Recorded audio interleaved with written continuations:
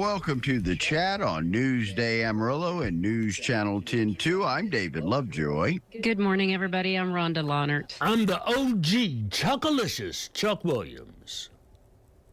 Boy, this is a subject we find ourselves talking about quite frequently because, let's be honest, there's nobody who hasn't probably been touched or had someone touched by the scourge of cancer. And by the end of the year, approximately 31,000 people across the country will have been diagnosed with a diffuse large B-cell lymphoma, the most common form of non-Hodgkin's lymphoma in the United States. And we just had this conversation a couple of weeks ago about treatments. We talk about raising money for different organizations for different cancers.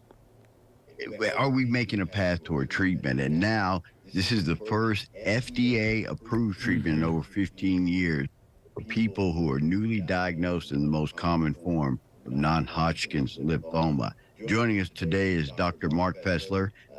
He works at St. Luke's Center for Cancer Care. We're going to talk today a little bit about some common symptoms and treatment options for non-Hodgkin's. Good morning, doctor. How are you doing today?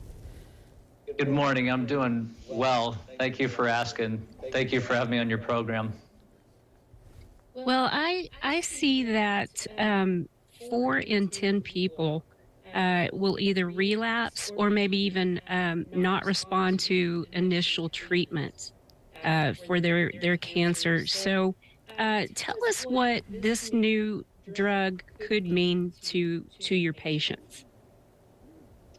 Yeah, so this disease is an often aggressive subtype of non-Hodgkin's lymphoma. This disease is potentially life-threatening, but the really critical thing about this illness is it's potentially eradicatable. The goal for the patient and the doctor is to cure or eradicate the disease. So this frontline or first-line treatment for newly diagnosed patients, that treatment decision becomes very critical in improving outcomes for patients, increasing eradication rates, reducing the burden of anxiety associated with relapse and subsequent treatments that often are harder to tolerate and less likely to eradicate the disease.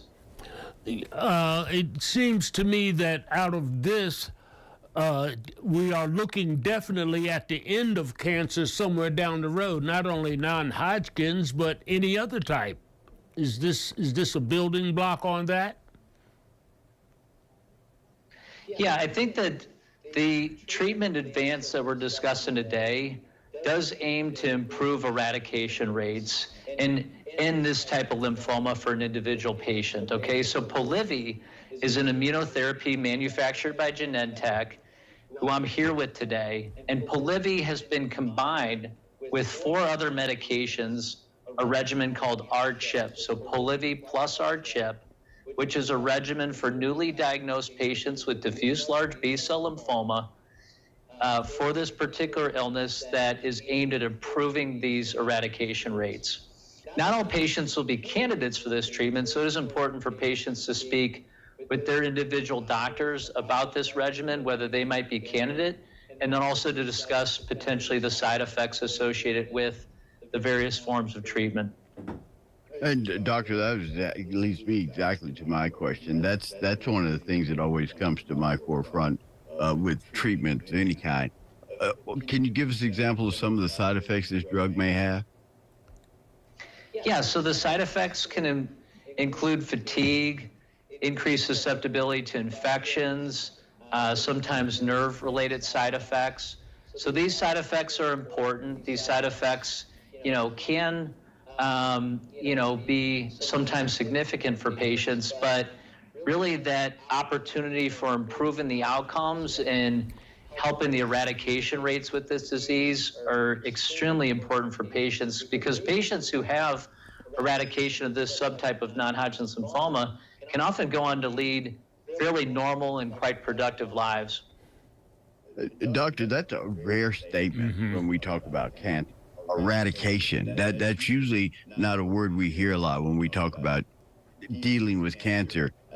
Why so long? Why 15 years for the FDA to come up to develop and get a drug here? Is it just the painstaking work of the research on this, or is this a new development in the scientific world?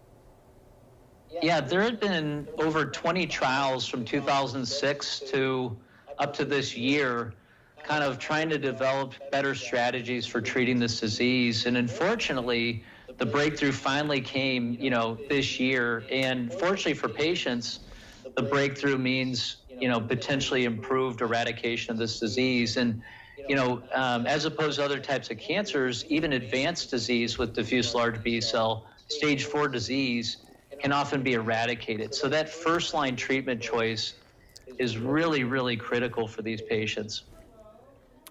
So when you hear the word cancer, a lot of people think, oh, life is over, life has to shut down. Right.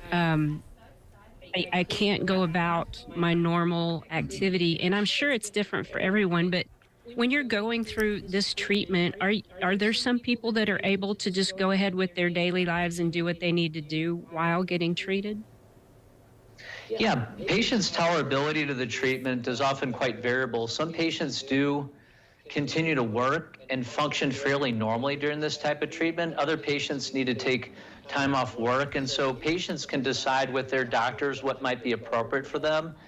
And so this type of treatment is time-limited treatment, okay? This treatment is typically given over a course of about 6 months. So the way I think of it is this is a short-term investment, potentially for a long-term eradication of the disease. We're talking about the long-term eradication of the disease. So actually, this now, as you said earlier, this has been put into the first line in the fight against cancer, correct? That's exactly right. So this is a treatment regimen for newly diagnosed patients, and we think that this treatment can reduce the likelihood of relapse by about 6% for these patients and make the need for subsequent treatments much less likely for these patients. So we think that this is quite a significant advance. Right. As a cancer survivor myself, I think one of the keys we've got to emphasize is get checked out. Go to your doctor and have that discussion. And doctor, yourself, sometimes that's difficult for people. People, I don't know if it's just, we have this built up fear of going to the doctor, seeking advice, seeking information. How does a patient go in and ask their doctor about this, to dig into this new treatment and to look into being a part of it? Yeah, so I think that this is a type of thing where a patient will be diagnosed by, their primary care doctor often. They get referred to an oncologist. And really, the patient should come with caregiver, meet with the oncology team. Really, this is a team of folks that are meant to help and support the patient, financial counselors, social workers, pharmacists. And so this team of people will help navigate the patient. If patients need additional information, they can go to polivy.com. That's a website that discusses the disease, talks about the treatment, can give, some additional safety information. Mm-hmm. Doctor, last question, we'll let you get out of here. What have you seen in the patients you treat personally? What kind of changes have you seen, and what kind of improvements have you seen in their lives? Yeah, I would say that, there is a temporary burden associated with the treatment of the illness, but that treatment then can lead to really meaningful lives for these patients that end up having the disease eradicated. So I really see hope in this field. I see that the treatments are likely to continue to improve. Everyone's a little bit different with this disease, but I think this disease, I see a lot of hope moving to the future. That's a big word, because usually Exactly. when you heard the word, it automatically went to death sentence, and it's uplifting to hear. No matter what the form of cancer is, there are treatment options available.